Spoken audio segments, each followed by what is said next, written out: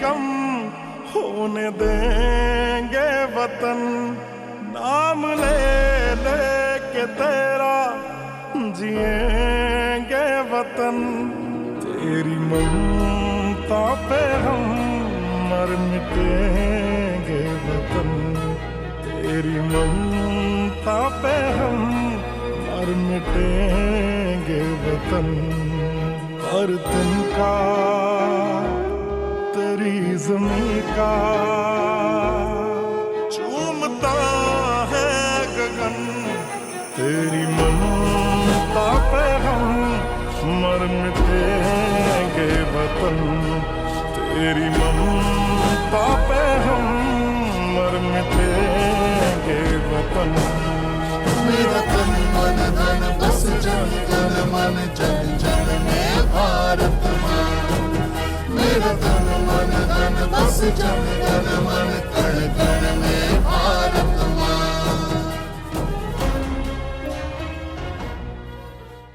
ਵਤਨ ਜਿਹੜੇ ਨੇ ਉਹ ਮਾਵਾਂ ਨਾਲ ਹੁੰਦੇ ਨੇ ਔਰ ਵਤਨ ਹੈ ਨਾ ਉਹ ਵੀ ਇੱਕ ਮਾਂ ਹੀ ਹੁੰਦਾ ਹੈ। ਸਾਡੀ ਧਰਤੀ ਸਾਡੀ ਮਾਂ ਹੁੰਦੀ ਹੈ। ਜਿੰਨਾ ਅਸੀਂ ਉਹਨੂੰ ਸਾਂਭ ਕੇ ਰੱਖਦੇ ਹਾਂ ਹਰ ਤਰੀਕੇ ਨਾਲ ਓਨੀ ਹੀ ਸਾਨੂੰ ਜ਼ਿੰਦਗੀ ਜਿਹੜੀ ਹੈ ਬਿਹਤਰ ਮਿਲਦੀ ਹੈ। ਅਸੀਂ ਇੱਕ ਬਲੈਸਡ ਲੋਕ ਹਾਂ ਜਿਨ੍ਹਾਂ ਕੋਲ ਲੋਕਤੰਤਰ ਹੈ ਔਰ ਲੋਕਤੰਤਰ ਦੀ ਪਾਵਰ ਜਿਹੜੀ ਹੈ ਉਹ ਵੋਟਿੰਗ ਦੀ ਪਾਵਰ ਹੈ। ਵੋਟ ਪਾਉਣ ਦਾ ਜਿਹੜਾ ਹੱਕ ਹੈ ਜੇ ਤੁਸੀਂ ਉਹਦਾ ਇਸਤੇਮਾਲ ਕਰਦੇ ਹੋ ਤਾਂ ਤੁਸੀਂ ਅੱਗੇ ਹੀ ਵੱਧਦੇ ਹੋ ਔਰ ਇੱਕ ਅਜਿਹੇ ਦੇਸ਼ ਵਿੱਚ ਵੀ ਰਹਿੰਦੇ ਹੋ ਜਿੱਥੇ ਤੁਹਾਡੀ ਆਪਣੀ ਸਰਕਾਰ ਹੈ ਜੋ ਤੁਹਾਡੇ ਹਿਸਾਬ ਨਾਲ ਡਿਸੀਜ਼ਨ ਲੈਂਦੀ ਹੈ ਔਰ ਤੁਹਾਨੂੰ ਅੱਗੇ ਲੈ ਕੇ ਜਾਂਦੀ ਹੈ। ਇਸ ਲਈ ਚੋਣ ਕਰਨਾ ਵੀ ਇੱਕ ਬਹੁਤ ਵੱਡਾ ਕੰਮ ਹੈ ਔਰ ਸਾਰਿਆਂ ਨੂੰ ਕਰਨਾ ਵੀ ਚਾਹੀਦਾ। ਅਸੀਂ ਬਹੁਤ ਦਿਨਾਂ ਤੋਂ ਚੋਣਾਂ ਦੀਆਂ ਹੀ ਗੱਲਾਂ ਕਰ ਰਹੇ ਹਾਂ ਔਰ ਤੁਹਾਨੂੰ ਯਾਦ ਹੀ ਹੈ ਕਿ 20 ਫਰਵਰੀ ਨੂੰ ਅਸੀਂ ਸਾਰਿਆਂ ਨੇ ਜਾਣਾ 18 ਸਾਲ ਤੋਂ ਉੱਤੇ ਜਿਨ੍ਹਾਂ ਨੇ ਸਾਰਿਆਂ ਨੇ ਵੋਟਾਂ ਬਣਾਈਆਂ ਹੋਈਆਂ ਉਹ ਸਾਰੇ ਵੋਟਿੰਗ ਕੇਂਦਰਾਂ 'ਚ ਜਾਣਗੇ ਤੇ ਉੱਥੇ ਜਾ ਕੇ ਆਪਣੀਆਂ ਵੋਟਾਂ ਪਾਉਣਗੇ। ਜ਼ਿਆਦਾ ਜਾਣਕਾਰੀ ਅਸੀਂ ਲੈਂਦੇ ਹਾਂ ਡਿਪਟੀ ਕਮਿਸ਼ਨਰ ਤੋਂ ਮਿਸਟਰ ਸੰਦੀਪ ਹੰਸ ਨੇ ਸਾਡੇ ਨਾਲ ਇਸ ਵਕਤ ਫੋਨ ਲਾਈਨ ਤੇ ਮੌਜੂਦ ਔਰ ਉਹ ਇੰਨੇ ਦਿਨਾਂ ਤੋਂ ਸਾਰਾ ਕੰਮ ਵੋਟਾਂ ਦਾ ਉਹ ਦੇਖ ਰਹੇ ਨੇ ਕਿ ਕਿਵੇਂ ਚੋਣਾਂ ਕਰਨੀਆਂ ਨੇ ਕੀ ਤਿਆਰੀਆਂ ਕਰਨੀਆਂ ਨੇ। ਸਾਨੂੰ ਤਾਂ ਕੁਝ ਨਹੀਂ ਪਤਾ, ਉਹ ਵਿਚਾਰੇ ਇਕੱਲੇ ਲੱਗੇ ਹੋਏ ਨੇ। ਕਿਉਂ ਨਾ ਆਪਾਂ ਉਹਨਾਂ ਤੋਂ ਜਾਣ ਲਈਏ ਕਿ ਕੀ ਤਿਆਰੀਆਂ ਚੋਣਾਂ ਦੀਆਂ ਕੀਤੀਆਂ ਗਈਆਂ ਨੇ ਔਰ ਕਿਵੇਂ ਹੋਈਆਂ ਨੇ। ਸਭ ਤੋਂ ਪਹਿਲਾਂ ਸਵਾਗਤ ਹੈ ਸੰਦੀਪ ਹੰਸ ਸਰ ਤੁਹਾਡਾ ਸਾਡੇ ਸਟੂਡੀਓਜ਼ ਦੇ ਵਿੱਚ। ਬਹੁਤ ਬਹੁਤ ਧੰਨਵਾਦ ਮੈਮ ਤੁਹਾਡਾ। ਮੈਂ ਸਰੋਤੇ ਨੂੰ ਆਪਣੇ ਵੱਲੋਂ ਸਤਿ ਸ਼੍ਰੀ ਅਕਾਲ ਨਮਸਕਾਰ ਬੁਲਾਉਣਾ। ਜੀ ਸਰ ਅਸੀਂ ਇਹ ਜਾਣਨਾ ਚਾਹੁੰਦੇ ਹਾਂ ਕਿ ਇੱਕ ਤਾਂ ਜਿਹੜੀ ਪਾਵਰ ਟੂ ਵੋਟ ਹੈ ਉਹ ਸਿਰਫ ਭਾਰਤੀਆਂ ਦੇ ਕੋਲ ਹੈ ਔਰ ਜਦੋਂ ਤੋਂ ਅਸੀਂ ਆਜ਼ਾਦ ਹੋਏ ਹਾਂ ਉਦੋਂ ਤੋਂ ਹੈ ਤੇ ਹੁਣ ਜਿਹੜਾ ਪਾਵਰ ਟੂ ਵੋਟ ਦਾ ਇਸਤੇਮਾਲ ਕਰਨ ਦਾ ਸਾਡੇ ਕੋਲ ਟਾਈਮ ਆ ਗਿਆ ਤੇ ਅਸੀਂ ਤਾਂ ਤਿਆਰ ਹੈ ਸਾਰੇ ਜਣੇ, ਪਰ ਪ੍ਰਸ਼ਾਸਨ ਨੇ ਕਿੰਨੀਆਂ ਤਿਆਰੀਆਂ ਕੀਤੀਆਂ ਇਹ ਅਸੀਂ ਜ਼ਰੂਰ ਜਾਣਨਾ ਚਾਹਾਂਗੇ। ਤਾਂ ਤੁਸੀਂ ਉਹਦੇ ਬਾਰੇ ਥੋੜਾ ਜਿਹਾ ਦੱਸੋ। ਦੇਖੋ ਜਿਹੜੀਆਂ ਚੋਣਾਂ ਹਨ ਭਾਵਾਂ ਉਹ ਲੋਕ ਸਭਾ ਦੀਆਂ ਚੋਣਾਂ ਹੋਣੀਆਂ ਵਿਧਾਨ ਸਭਾ ਦੀਆਂ ਇੱਕ ਬੜੀ ਹੀ ਵੱਡੀ ਐਕਸਰਸਾਈਜ਼ ਹੈ ਜਿਹਦਾ control election commission of India ਕਰਦਾ ਹੈ। ਇਲੈਕਸ਼ਨ ਕਮਿਸ਼ਨ ਆਫ ਇੰਡੀਆ ਨੇ ਬੜੀਆਂ ਹੀ ਐਲੈਬੋਰੇਟ ਔਰ ਬੜੀਆਂ ਐਗਜ਼ੌਸਟਿਵ ਗਾਈਡਲਾਈਨਸ ਉਹਨਾਂ ਦੀਆਂ ਹੈਗੀਆਂ ਔਰ ਮੈਨੂਅਲ ਦੇ ਤੌਰ ਤੇ ਔਰ ਕਾਨੂੰਨ ਦੇ ਤੌਰ ਤੇ ਉਹ ਜਿਹੜੀਆਂ ਹੈਗੀਆਂ ਫਰੇਮ ਹੋਈਆਂ ਹਨ। ਅਤੇ ਜਦੋਂ ਵੀ ਇਲੈਕਸ਼ਨ ਅਨਾਊਂਸ ਹੁੰਦੇ ਹਨ ਤੇ ਜਿਹੜਾ ਜ਼ਿਲ੍ਹਾ ਪ੍ਰਸ਼ਾਸਨ ਹੈ ਔਰ ਡਿਪਟੀ ਕਮਿਸ਼ਨਰ ਬਤੌਰ ਡਿਸਟ੍ਰਿਕਟ ਇਲੈਕਸ਼ਨ ਆਫਿਸਰ ਅਤੇ ਹੋਰ ਨਾਲ ਜਿਹੜੇ ਆਫਿਸਰ ਹੁੰਦੇ ਨੇ ਉਹ ਬਤੌਰ ਰਿਟਰਨਿੰਗ ਆਫਿਸਰ ਕੰਮ ਕਰਦੇ ਨੇ। ਸੋ ਜੇ ਮੈਂ ਗੱਲ ਕਰਾਂ ਜਿਹੜੀਆਂ ਆਪਣੀਆਂ ਜਨਰਲ ਅਸੈਂਬਲੀ ਇਲੈਕਸ਼ਨਸ ਜਿਹੜੀਆਂ ਹੁਣ ਹੋਣ ਜਾ ਰਹੀਆਂ ਹਨ ਪੰਜਾਬ ਦੀਆਂ 20 ਫਰਵਰੀ ਨੂੰ ਐਤਵਾਰ ਨੂੰ, ਸੋ ਉਹ ਰਹੀਆਂ ਤਿਆਰੀਆਂ ਜਿਹੜੀਆਂ ਉਹ ਬਿਲਕੁਲ ਮੁਕੰਮਲ ਹੋ ਚੁੱਕੀਆਂ ਹਨ। ਇਹ ਆਪਾਂ ਆਪਣੇ ਦੇਸ਼ ਵਿੱਚ ਦੇਖਦੇ ਹਾਂ ਇੰਡੀਆ ਵਿੱਚ ਕਿ ਇਹ ਜਿਹੜਾ ਇਲੈਕਸ਼ਨ ਦਾ ਪ੍ਰੋਸੈਸ ਹੁੰਦਾ ਸਾਰਾ ਇੱਕ ਬੜੀ ਵੱਡੀ ਇੱਕ ਡੈਮੋਕ੍ਰੈਟਿਕ ਐਕਸਰਸਾਈਜ਼ ਹੁੰਦੀ ਹੈ ਜਿਹਦੇ ਵਿੱਚ ਬਹੁਤ ਸਾਰੇ ਲੋਕ ਜਿਹੜੇ ਹੈ ਬੜੀ ਵੱਡੀ ਮਸ਼ੀਨਰੀ ਔਰ ਬੜੇ ਵੱਡੇ ਪੱਧਰ ਤੇ ਇਹਦੇ ਵਿੱਚ ਕੰਮ ਕਰਦੀ ਹੈ। ਔਰ ਦੂਸਰੇ ਪਾਸੇ ਜੇ ਦੇਖੀਏ ਉਮੀਦਵਾਰ ਔਰ ਜਿਹੜੇ ਰਾਜਨੀਤਿਕ ਪਾਰਟੀਆਂ ਹੁੰਦੀਆਂ ਉਹ ਵੀ ਚੋਣਾਂ ਨੂੰ ਲੈ ਕੇ ਪੋਲਿੰਗ ਨੂੰ ਲੈ ਕੇ ਆਪਣੀ ਤਿਆਰੀਆਂ ਕਰਦੇ ਨੇ, ਆਪਣੀ ਕੈਂਪੇਨਿੰਗ ਕਰਦੇ ਨੇ। ਸੋ ਇਸ ਵੇਲੇ ਜਿਹੜਾ ਪੜਾਅ ਹੈਗਾ ਇਸ ਵੇਲੇ ਇਹ ਲਾਸਟ ਜਿਹੜੇ 72 ਘੰਟੇ ਪੋਲਿੰਗ ਸਟਾਰਟ ਹੋਣ ਤੋਂ ਪਹਿਲਾਂ 72 ਘੰਟਿਆਂ ਦਾ ਹੈਗਾ। ਸੋ ਉਸ ਦੇ ਵਿੱਚ ਜਿਹੜਾ ਹੈਗਾ ਅਸੀਂ ਇੱਕ ਵਾਰੀ ਸਾਰਾ ਆਪਣਾ ਸਿਸਟਮ ਨੂੰ ਰਿਵਿਊ ਕਰਦੇ ਹਨ ਔਰ ਕਿਉਂਕਿ ਕੱਲ ਜਿਹੜਾ 18 ਤਰੀਕ 6 ਵਜੇ ਕੈਂਪੇਨਿੰਗ ਦਾ ਜਿਹੜਾ ਸਮਾਂ ਜਿਹੜਾ ਹੈ ਇਹ ਖਤਮ ਹੋ ਜਾਂਦਾ ਹੈ, ਮੁਕੰਮਲ ਹੋ ਜਾਂਦਾ ਹੈਗਾ। ਸੋ ਜਿਹੜੀ ਸਾਡੀ ਆਫੀਸ਼ੀਅਲ ਮਸ਼ੀਨਰੀ ਹੈਗੀ ਹੈ ਭਾਵੇਂ ਉਹ ਸਿਵਲ ਪ੍ਰਸ਼ਾਸਨ ਹੋਵੇ ਜਾਂ ਪੁਲਿਸ ਪ੍ਰਸ਼ਾਸਨ ਹੋਵੇ ਉਹ ਹੋਰ ਹਰਕਤ 'ਚ ਆ ਜਾਂਦਾ ਹੈਗਾ ਤਾਂ ਕਿ ਲਾਸਟ ਮਿੰਟ ਤੇ ਜਿਹੜੀਆਂ ਕਿਸੇ ਕਿਸਮ ਦੀਆਂ ਕੋਈ ਮਾਡਲ ਕੋਡ ਆਫ ਕੰਡਕਟ ਜਿਹਨੂੰ ਆਪਾਂ ਚੋਣ ਜਾਬਤਾ ਕਹਿੰਦੇ ਹਨ ਉਹਦੇ ਵਿੱਚ ਕਿਸੇ ਕਿਸਮ ਦੀਆਂ ਵਾਇਲੇਸ਼ਨਸ ਨਾ ਹੋਣ। ਕੋਈ ਵੀ ਜਿਵੇਂ ਆਪਾਂ ਬਰਾਈਬਰੀ ਨੂੰ ਲੈ ਕੇ ਜਾਂ ਸ਼ਰਾਬ ਵੰਡੀ ਜਾਂਦੀ ਹੈ ਜਾਂ ਪੈਸੇ ਵੰਡੇ ਜਾਂਦੇ ਹਨ ਜਾਂ ਕਿਸੇ ਕਿਸਮ ਦਾ ਨਸ਼ਾ ਵੰਡਿਆ ਜਾਂਦਾ ਹੈ ਉਸ ਤੇ ਮੁਕੰਮਲ ਤੌਰ ਤੇ ਜਿਹੜਾ ਚੈੱਕ ਰੱਖਿਆ ਜਾ ਸਕੇ। ਸੋ ਇਸ ਵੇਲੇ ਅਸੀਂ ਇਲੈਕਸ਼ਨ ਦੇ ਉਸ ਪੜਾਅ ਤੇ ਪਹੁੰਚੇ ਹੋਏ ਹਾਂ। ਜੀ ਸਰ, ਸਾਨੂੰ ਇਹ ਵੀ ਦੱਸੋ ਕਿ ਜਿਹੜਾ ਕੋਵਿਡ ਹੈ ਅੱਜ ਕੱਲ੍ਹ ਹੁਣੇ ਹੋ ਕੇ ਹਟਿਆ ਤੇ ਹਲੇ ਵੀ ਕੋਵਿਡ ਵਾਤਾਵਰਣ 'ਚ ਪੂਰਾ ਹੈ, ਹਾਲਾਂਕਿ ਲਹਿਰ ਜਿਹੜੀ ਹੈ ਉਹ ਖਤਮ ਹੋ ਚੁੱਕੀ ਹੈ, ਪਰ ਫਿਰ ਵੀ ਸਾਰਿਆਂ ਨੂੰ ਥੋੜਾ ਜਿਹਾ ਇਸਤੇਮਾਲ ਕਰਨ ਲਈ ਅਸੀਂ ਬਾਰ-ਬਾਰ ਕਹਿੰਦੇ ਹਾਂ ਕਿ ਮਾਸਕ ਪਾ ਕੇ ਰੱਖੋ ਤੇ ਸੈਨੀਟਾਈਜ਼ਰਸ ਯੂਜ਼ ਕਰੋ, ਸਾਰੀ ਸਫਾਈ ਕਰੋ, ਸਭ ਕੁਝ ਕਹਿੰਦੇ ਹਾਂ। ਪਰ ਜਦੋਂ ਅਸੀਂ ਸੋਚਦੇ ਹਾਂ ਕਿ ਅਸੀਂ ਜਨਤਕ ਥਾਵਾਂ ਤੇ ਨਹੀਂ ਜਾਣਾ ਤੇ ਵੋਟਿੰਗ ਪਾਉਣ ਲਈ ਤਾਂ ਜਨਤਕ ਥਾਵਾਂ ਤੇ ਹੀ ਜਾਣਾ ਪਏਗਾ, ਤਾਂ ਫਿਰ ਕੋਵਿਡ ਲਈ ਵੀ ਕੁਝ ਖਾਸ ਪ੍ਰਬੰਧ ਕੀਤੇ ਹੋਣੇ ਪ੍ਰਸ਼ਾਸਨ ਨੇ?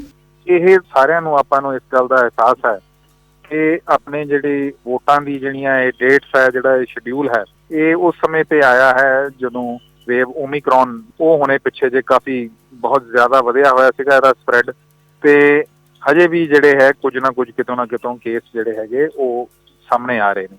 ਸੋ ਇਹਨੂੰ ਕੋਵਿਡ ਨੂੰ ਮੱਦੇਨਜ਼ਰ ਰੱਖਦੇ ਹੋਏ ਇਲੈਕਸ਼ਨ ਕਮਿਸ਼ਨ ਆਫ ਇੰਡੀਆ ਨੇ ਬੜੇ ਐਲੈਬੋਰੇਟ ਅਰੇਂਜਮੈਂਟਸ ਕਰਨ ਵਾਸਤੇ ਸਾਨੂੰ ਕਿਹਾ ਹੈਗਾ, ਔਰ ਇਹਦੇ ਵਿੱਚ ਕੋਵਿਡ ਐਪਰੋਪਰੀਏਟ ਬਿਹੇਵੀਅਰ ਔਰ ਕੋਵਿਡ ਤੋਂ ਜਿਹੜੀ ਹੈ ਪ੍ਰੋਟੈਕਸ਼ਨ ਵਾਸਤੇ ਜਿੰਨਾ ਸਾਡਾ ਇਲੈਕਸ਼ਨ ਮਟੀਰੀਅਲ ਹੈ ਉਹਦੇ ਵਿੱਚ ਕੋਵਿਡ ਪ੍ਰੀਕਾਸ਼ਨਰੀ ਮਟੀਰੀਅਲ ਵੀ ਜਿਹੜਾ ਹੈ ਇਹਨੂੰ ਸ਼ਾਮਲ ਕੀਤਾ ਗਿਆ ਹੈਗਾ, ਜਿਹਦੇ ਵਿੱਚ ਮਾਸਕ, ਗਲਵਜ਼ ਔਰ ਸੈਨੀਟਾਈਜ਼ਰ ਔਰ ਤੁਹਾਡੀਆਂ PPE ਕਿਟਸ ਜਿਹੜੀਆਂ ਹੈਗੀਆਂ ਉਹ ਮੁਹੱਈਆ ਕੀਤੀਆਂ ਗਈਆਂ ਹਨ। ਸੋ ਇਹਦੇ ਵਿੱਚ ਸਾਡੇ ਲਈ ਇੱਕ ਬਹੁਤ ਵੱਡਾ ਚੈਲੰਜ, ਇਲੈਕਸ਼ਨ ਆਪਣੇ ਆਪ 'ਚ ਚੈਲੰਜ ਹੈ, ਲੇਕਿਨ ਕੋਵਿਡ ਦੇ ਚੱਲਦਿਆਂ ਹੋਇਆ ਇਲੈਕਸ਼ਨ ਕਰਾਉਣਾ ਇਹ ਹੋਰ ਵੀ ਵੱਡਾ ਚੈਲੰਜ ਬਣ ਜਾਂਦਾ ਹੈ। ਸੋ ਇਹਨੂੰ ਮੱਦੇਨਜ਼ਰ ਰੱਖਦੇ ਹੋਏ ਇਲੈਕਸ਼ਨ ਕਮਿਸ਼ਨ ਨੇ ਆਪਣੀਆਂ ਕੋਵਿਡ ਦੇ ਨਾਲ ਰਿਲੇਟਡ ਗਾਈਡਲਾਈਨਸ ਜਿਹੜੀਆਂ ਦਿੱਤੀਆਂ ਹੈਗੀਆਂ ਇਲੈਕਸ਼ਨ ਕਮਿਸ਼ਨ ਨੇ, ਨਾਲੇ ministry of government of India, ministry of health ਨੇ ਵੀ ਇਹ ਗਾਈਡਲਾਈਨਸ ਦਿੱਤੀਆਂ ਹਨ ਕਿ ਇਲੈਕਸ਼ਨ ਜੇਕਰ ਕਰਾਉਣਾ ਹੈਗਾ ਤੇ ਕੋਵਿਡ ਤੋਂ ਕਿਵੇਂ ਬਚਾਅ ਕਰਨਾ ਹੈਗਾ, ਔਰ ਕੋਵਿਡ ਦੇ ਦੌਰਾਨ ਜੇਕਰ ਕੋਈ ਵਿਅਕਤੀ ਡਿਊਟੀ ਤੇ ਹੈਗਾ ਉਹ ਕੋਵਿਡ ਪੋਜ਼ਿਟਿਵ ਆ ਜਾਂਦਾ ਹੈਗਾ ਤਾਂ ਉਹਨੂੰ ਕਿਵੇਂ ਉੱਥੋਂ ਸ਼ਿਫਟ ਕਰਨਾ, ਉਹਦੀ ਥਾਂ ਤੇ ਰਿਪਲੇਸਮੈਂਟ ਕਿਵੇਂ ਦੇਣੀ ਹੈ, ਜਾਂ ਕਿ ਵੋਟਰਸ ਦੇ ਵਿੱਚ ਜੇਕਰ ਕੋਈ ਕੋਵਿਡ ਵਿਅਕਤੀ ਆ ਜਾਂਦਾ ਹੈਗਾ ਤੇ ਵੋਟਾਂ ਦਾ ਜਿਹੜਾ ਟਾਈਮ ਜਿਹੜਾ ਕਿ 8 ਵਜੇ ਤੋਂ ਲੈ ਕੇ 6 ਵਜੇ ਤੱਕ ਦਾ ਹੈ, ਸੋ ਕੋਵਿਡ ਜਿਹੜਾ ਪੋਜ਼ਿਟਿਵ ਹੋਏਗਾ ਵੀ ਵੋਟਿੰਗ ਜਿਹੜੀ ਹੈਗੀ ਹੈ ਉਹ ਅਖੀਰ ਵਿੱਚ ਜਾ ਕੇ ਸ਼ਾਮ ਜਿਹਨੂੰ ਹੋਏਗੀ, ਜਦੋਂ ਬਾਕੀ ਦੀ ਜਿਹੜੀ ਵੋਟਰਸ ਹੈਗੇ ਆ ਉਹ ਭੁਗਤ ਜਾਣਗੇ। ਜੀ, ਜਿਹੜੇ ਕੈਂਡੀਡੇਟਸ ਨੇ ਸਾਰੇ ਉਮੀਦਵਾਰ ਆਪਣਾ ਦੱਸ ਰਹੇ ਨੇ ਲੋਕਾਂ ਨੂੰ ਕਿ ਮੈਨੂੰ ਵੋਟ ਪਾਓ, ਮੈਂ ਇੱਥੋਂ ਖੜਾ ਹਾਂ, ਇੱਥੋਂ ਖੜਾ ਹਾਂ, ਇਹ ਜਿਹੀਆਂ ਗੱਲਾਂ ਸਾਰੀ ਥਾਵਾਂ ਤੇ ਹੋ ਰਹੀਆਂ ਨੇ ਕਿ ਮੇਰੀ ਇਹ ਖਾਸੀਅਤ ਹੈ, ਮੈਨੂੰ ਚੁਣਿਆ ਜਾਵੇ। ਇਹ ਤਾਂ ਸਰ ਉਮੀਦਵਾਰ ਔਰ ਜਨਤਾ ਸਿਰਫ ਇੰਨਾ ਕੁ ਹਿੱਸਾ ਜਾਣਦੇ ਆ, ਪਰ ਤੁਹਾਨੂੰ ਇਹ ਵੀ ਪਤਾ ਹੈ ਉਹਦੇ ਪਿੱਛੇ ਕਿ ਤੁਸੀਂ ਕਿੰਨੇ ਸਾਰੇ ਚੇਂਜਸ ਲੈ ਕੇ ਆਏ ਇਲੈਕਸ਼ਨ ਕਮਿਸ਼ਨ ਦੇ ਕਾਰਨ, ਕਿ ਜਿਵੇਂ ਤੁਸੀਂ ਹੁਣੇ ਦੱਸਿਆ ਕਿ ਕੋਵਿਡ ਵਾਲਿਆਂ ਨੂੰ ਐਂਡ ਦੇ ਵਿੱਚ ਵੋਟਿੰਗ ਪਾਉਣ ਦਾ ਇੰਤਜ਼ਾਮ ਕੀਤਾ ਜਾ ਰਿਹਾ। ਇਸ ਤੋਂ ਇਲਾਵਾ ਸਰ ਜਿਹੜੇ ਦਿਵਿਆਂਗ ਹੈ ਉਹਨਾਂ ਲਈ ਵੀ ਸਪੈਸ਼ਲ ਸਿਸਟਮਸ ਬਣਾਏ ਗਏ ਨੇ, ਸਪੈਸ਼ਲ ਇੰਤਜ਼ਾਮ ਕੀਤੇ ਗਏ ਨੇ ਉਹਨਾਂ ਲਈ, ਔਰ ਇਸ ਤੋਂ ਇਲਾਵਾ ਜਿਹੜੇ ਬਜ਼ੁਰਗ ਨੇ ਉਹਨਾਂ ਲਈ ਵੀ ਇੰਤਜ਼ਾਮ ਕੀਤੇ ਗਏ ਨੇ। ਇਹ ਸਰ ਪਹਿਲਾਂ ਨਹੀਂ ਹੁੰਦਾ ਸੀਗਾ, ਇਹ this is the first time ਕਿ ਇੰਨੇ ਸਾਰਿਆਂ ਨੂੰ ਮੱਦੇਨਜ਼ਰ ਰੱਖ ਕੇ ਇਲੈਕਸ਼ਨਸ ਦੇ ਲਈ ਇਹ ਇੰਤਜ਼ਾਮ ਹੋਏ ਨੇ। ਦੇਖੋ, ਐਤਕੀ ਇਲੈਕਸ਼ਨ ਦੇ ਵਿੱਚ ਇੱਕ ਨਵਾਂ ਇਨੀਸ਼ੀਏਟਿਵ ਹੈ, ਜਿਵੇਂ ਤੁਸੀਂ ਦੱਸਿਆ, ਉਹ ਇਹੀ ਹੈ ਕਿ ਐਬਸੈਂਟੀ ਵੋਟਰ ਜਿਹੜੇ ਕਿ ਸੀਨੀਅਰ ਸਿਟੀਜ਼ਨ, ਦੂਸਰੀ category absentee voter persons with disability, ਤੀਸਰੀ category absentee voter COVID. So ਇਹ 3 ਕੈਟੇਗਰੀਜ਼, ਪਹਿਲੀਆਂ 2 ਇਹਨਾਂ ਨੂੰ ਜਿਹੜਾ ਹੈਗਾ ਅਸੀਂ ਆਪਣੇ BLOs ਦੇ ਰਾਹੀਂ ਪਹਿਲਾਂ ਹੀ ਆਪਸ਼ਨ ਦੇ ਦਿੱਤੀ ਹੈ ਵੀ ਜੇਕਰ ਇਹ ਆਪਣੇ ਹਾਲਾਤਾਂ ਨੂੰ ਦੇਖਦੇ ਹੋਏ ਇਹ ਮਹਿਸੂਸ ਕਰਦੇ ਹਨ ਕਿ ਇਹਨਾਂ ਦਾ ਪੋਲਿੰਗ ਸਟੇਸ਼ਨ ਤੇ ਜਾ ਉੱਥੇ ਪਹੁੰਚ ਕੇ ਵੋਟ ਕਰਨਾ ਜਿਹੜਾ ਹੈ ਉਹ ਥੋੜਾ ਜਿਹਾ ਮੁਸ਼ਕਲ ਭਰਿਆ ਹੈ ਔਰ ਕੋਵਿਡ ਦੇ ਚੱਲਦਿਆਂ ਹੋਇਆ ਇਹਨਾਂ ਨੂੰ ਨਹੀਂ ਜਾਣਾ ਚਾਹੀਦਾ, ਸੋ ਇਹਨਾਂ ਨੂੰ ਪੋਸਟਲ ਬੈਲਟ ਪੇਪਰ ਦੀ ਫੈਸਿਲਿਟੀ ਐਤਕੀ ਦਿੱਤੀ ਗਈ। ਸੋ ਬਹੁਤ ਸਾਰੇ ਇਹਨਾਂ ਚੋਂ ਕਈ ਲੋਕਾਂ ਨੇ ਪੋਸਟਲ ਬੈਲਟ ਪੇਪਰ ਦੀ ਫੈਸਿਲਿਟੀ ਅਵੇਲ ਕਰਕੇ ਤੇ ਆਪਣੀ ਵੋਟਿੰਗ ਜਿਹੜੀ ਹੈਗੀ ਉਹ ਕਰਨੀ ਸ਼ੁਰੂ ਕਰ ਦਿੱਤੀ ਹੈਗੀ। ਕਈ ballot paper, postal ballot paper ਸਾਡੇ ਕੋਲ ਵਾਪਸ ਰਿਸੀਵ ਵੀ ਹੋ ਗਏ ਆ, ਕਈ ਹਜੇ ਇਨ ਟ੍ਰਾਂਜ਼ਿਟ ਹੈ। ਸੋ ਇਹ ਤੋਂ ਜਿਹੜਾ ਇੱਕ ਨਵੇਕਲਾ ਕਦਮ ਜਿਹੜਾ ਇਲੈਕਸ਼ਨ ਕਮਿਸ਼ਨ ਨੇ ਚੱਕਿਆ ਹੈ ਉਹ ਇਹ ਹੈ। ਦੂਸਰੀ ਜੇ ਮੈਂ ਗੱਲ ਕਰਾਂ ਕੋਵਿਡ ਪੋਜ਼ਿਟਿਵ, ਜੇ ਇਹਨਾਂ 7 ਦਿਨਾਂ 'ਚ ਪੋਲਿੰਗ ਤੋਂ ਜੇ ਆਪਾਂ 7 ਦਿਨ ਪਿੱਛੇ ਚਲੇ ਜਾਈਏ, ਜੇ ਇਸ ਟਾਈਮ ਦੇ ਦੌਰਾਨ 13 ਤਰੀਕ ਤੋਂ ਬਾਅਦ ਕੋਈ ਪੋਜ਼ਿਟਿਵ ਆ ਜਾਂਦਾ ਹੈਗਾ ਤੇ ਉਹ ਪੋਸਟਲ ਬੈਲਟ ਪੇਪਰ ਜਾਰੀ ਕਰਵਾ ਸਕਦਾ ਹੈਗਾ। ਬਸ ਇੰਨਾ ਖਿਆਲ ਰੱਖਣਾ ਪੈਣਾ ਹੈ ਕਿ ਜਿੰਨੀ ਦੇਰ ਤੱਕ ਜਿਹੜੀ ਮਾਰਕਡ ਕਾਪੀ, ਇੱਕ ਵੋਟਰ ਸੂਚੀ ਦੀ ਇੱਕ ਮਾਰਕਡ ਕਾਪੀ ਹੁੰਦੀ ਹੈ ਜਿਹਦੇ ਵਿੱਚ ਪੋਸਟਲ ਬੈਲਟ ਪੇਪਰ ਜੇਕਰ ਜਾਰੀ ਕੀਤਾ ਜਾਂਦਾ ਹੈ ਉਹਦੇ ਵਿੱਚ ਉਸ ਵੋਟਰ ਦੇ ਨਾਂ ਦੇ ਮੂਹਰੇ ਮਾਰਕਿੰਗ ਹੁੰਦੀ ਹੈ।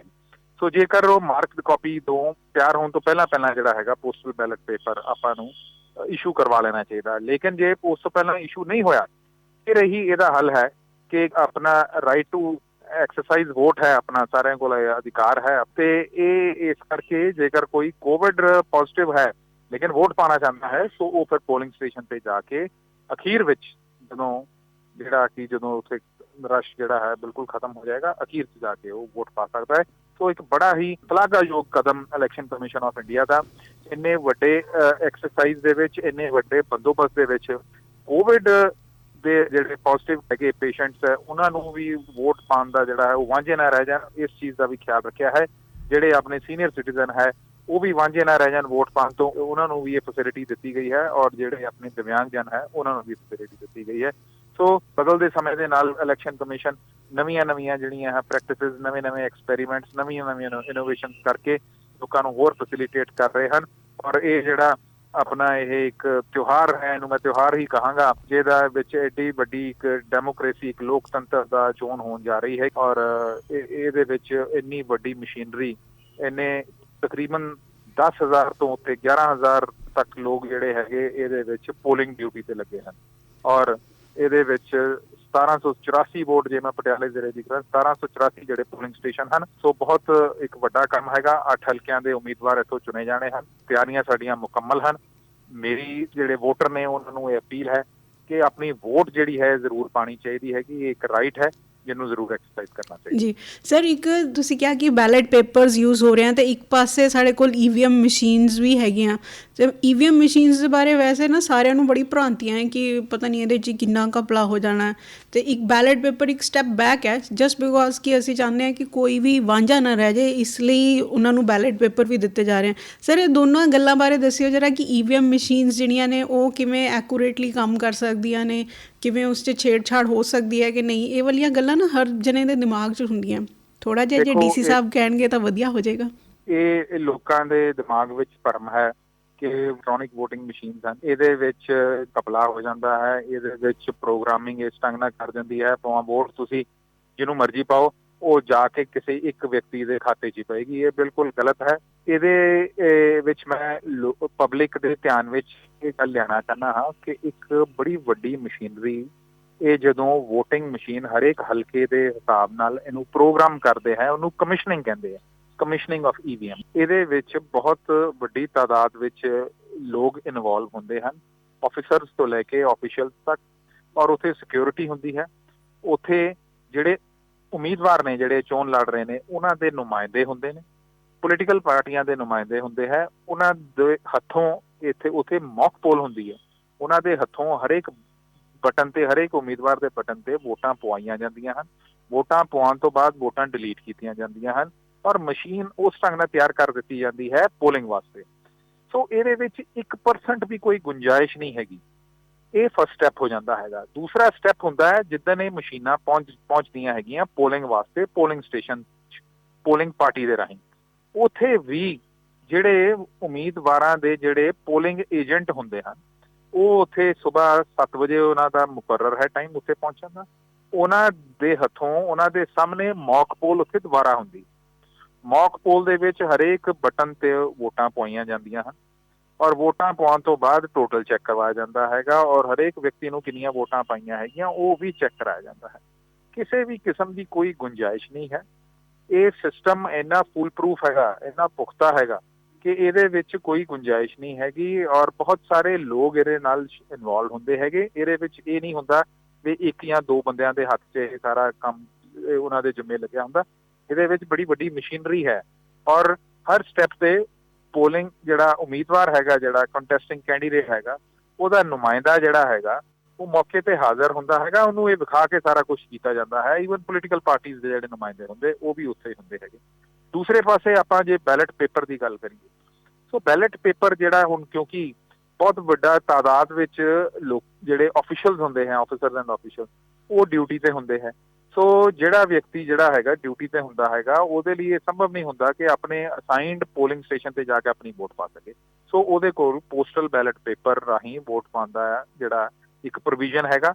ਔਰ ਇਦਾਂ ਹੀ ਜਿਵੇਂ ਮੈਂ ਤੁਹਾਨੂੰ ਪਹਿਲਾਂ ਦੱਸਿਆ ਕਿ ਸੀਨੀਅਰ ਸਿਟੀਜ਼ਨ ਤੇ PWD, ਪਰਸਨਸ ਵਿਦ ਡਿਸੇਬਿਲਿਟੀਜ਼, ਔਰ ਤੀਸਰੀ ਕੈਟੇਗਰੀ ਕੋਵਿਡ ਵਾਲੇ, ਇਹਨਾਂ ਨੂੰ ਵੀ ਪੋਸਟਲ ਬੈਲਟ ਪੇਪਰ ਦਾ ਸਹੂਲਤ ਦਿੱਤੀ ਗਈ।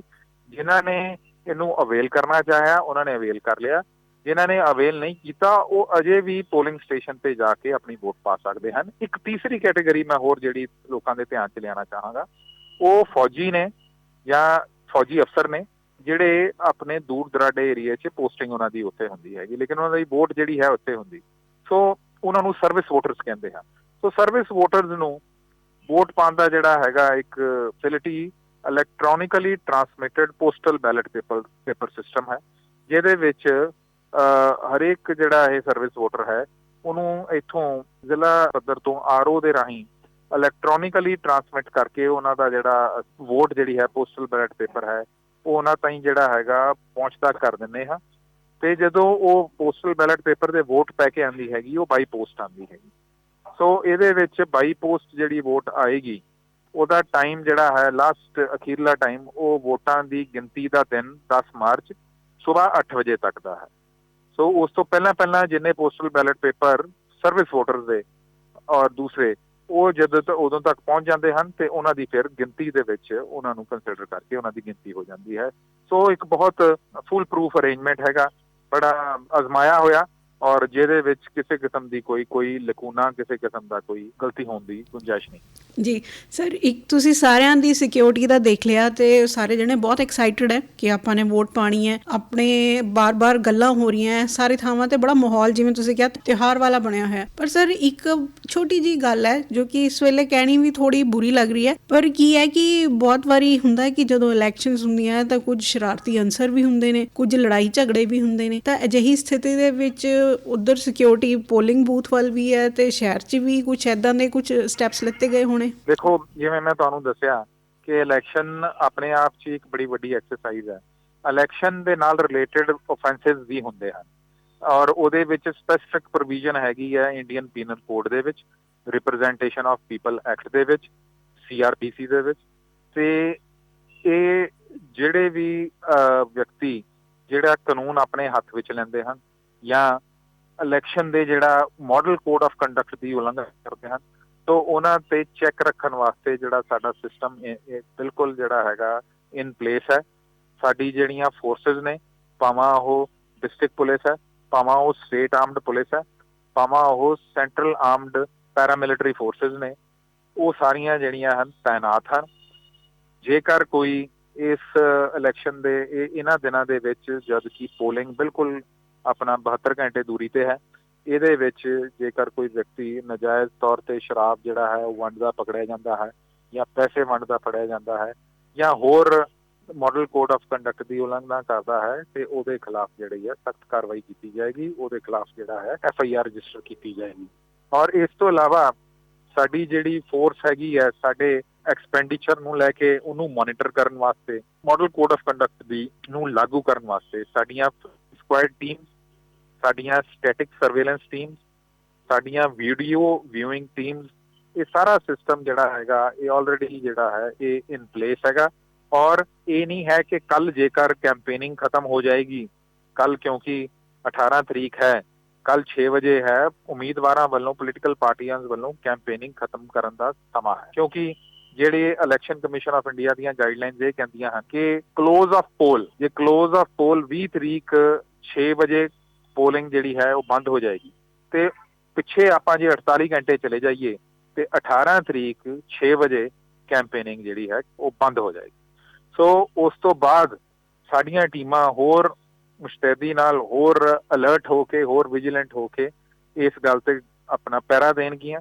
ਰਾਤ ਨੂੰ ਜਿਹੜੀ ਪੈਟਰੋਲਿੰਗ ਹੋਏਗੀ, ਜਿਹੜੀ ਸਾਡੇ ਇੰਟਰਸਟੇਟ ਬਾਰਡਰ ਨਾਕੇ ਹੈਗੇ ਉੱਥੇ ਪੈਟਰੋਲਿੰਗ ਹੋਏਗੀ ਤਾਂ ਕਿ ਕਿਸੇ ਕਿਸਮ ਦੀ ਜਿਹੜੀ ਹੈ ਕ੍ਰਾਸ ਬਾਰਡਰ ਕੋਈ ਇਹੋ ਜਿਹੀ ਮੂਵਮੈਂਟ ਨਾ ਹੋਵੇ ਜਿਹਦੇ ਵਿੱਚ ਨਜਾਇਜ਼ ਸ਼ਰਾਬ, ਨਜਾਇਜ਼ ਅਸਲਾ ਜਾਂ ਪੈਸਾ ਜਾਂ ਹੋਰ ਕੋਈ ਜਿਹੋ ਜਿਹੇ ਗੁੰਡੇ ਅਨਸਰ, ਸ਼ਰਾਰਤੀ ਅਨਸਰ ਜਿਹੜੇ ਹੈ ਉਹ ਇੱਧਰ ਮੂਵ ਕਰਨ ਔਰ ਇੱਧਰ ਸਾਡੇ ਜ਼ਿਲ੍ਹੇ ਦਾ ਆ ਕੇ ਮਾਹੌਲ ਖਰਾਬ ਕਰਨ।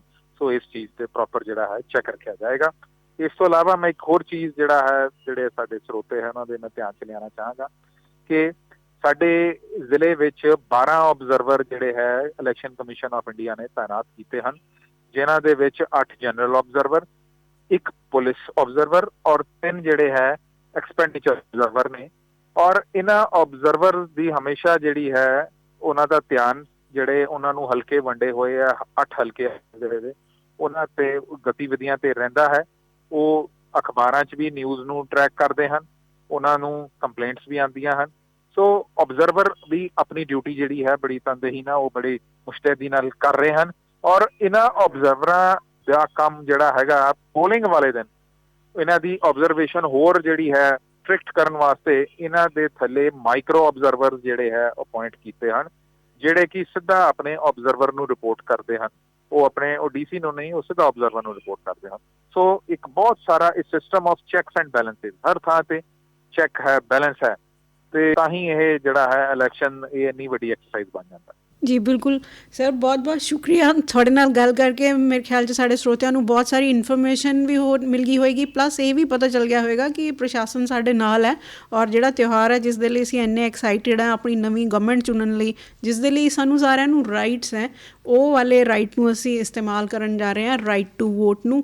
ਔਰ ਉਹ 20 ਤਰੀਕ ਹੈ ਔਰ ਜਿਵੇਂ ਸੰਦੀਪ ਹੰਸ ਸਰ ਦੱਸ ਰਹੇ ਨੇ ਕਿ ਸਭ ਪੁਖਤਾ ਇੰਤਜ਼ਾਮ ਨੇ, ਪਲੀਜ਼ ਵੋਟ ਜ਼ਰੂਰ ਕਰੋ। ਸਰ ਬਹੁਤ ਬਹੁਤ ਸ਼ੁਕਰੀਆ। Thank you so much ma'am. ਮੈਂ ਅਖੀਰ 'ਚ ਬਸ ਇੱਕ ਵਾਰੀ ਵੋਟਰਾਂ ਨੂੰ ਇਹੀ ਗੱਲ ਕਹਾਂਗਾ ਕਿ 20 ਤਰੀਕ ਸਮਾਂ ਸਵੇਰ 8 ਵਜੇ ਤੋਂ ਲੈ ਕੇ ਸ਼ਾਮ 6 ਵਜੇ ਤੱਕ ਦਾ ਹੈਗਾ।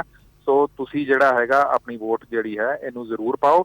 ਆਪਾਂ ਇਹ ਜਿਹੜਾ ਰਾਈਟ ਟੂ ਐਕਸਾਈਜ਼ ਔਰ ਫਰੈਂਚਾਈਜ਼ ਇਹਨੂੰ ਜ਼ਰੂਰ ਵਰਤਣਾ ਚਾਹੀਦਾ ਹੈ।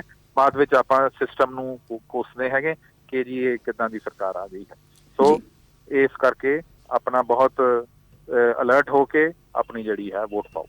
ਜੀ ਬਹੁਤ ਬਹੁਤ ਸ਼ੁਕਰੀਆ ਸਰ ਸਾਡੇ ਪ੍ਰੋਗਰਾਮ 'ਚ ਆਉਣ ਲਈ। ਅੱਜ ਅਸੀਂ ਗੱਲ ਕਰ ਰਹੇ ਸੀਗੇ ਡਿਪਟੀ ਕਮਿਸ਼ਨਰ ਪਟਿਆਲਾ ਔਰ ਜੋ ਕਿ ਜ਼ਿਲ੍ਹਾ ਚੋਣ ਅਫਸਰ ਵੀ ਨੇ ਸੰਦੀਪ ਹੰਸ IAS ਉਹਨਾਂ ਨਾਲ। ਬਹੁਤ ਬਹੁਤ ਸ਼ੁਕਰੀਆ ਸਰ ਸਾਨੂੰ ਜੁਆਇਨ ਕਰਨ ਲਈ। Thank you so much madam.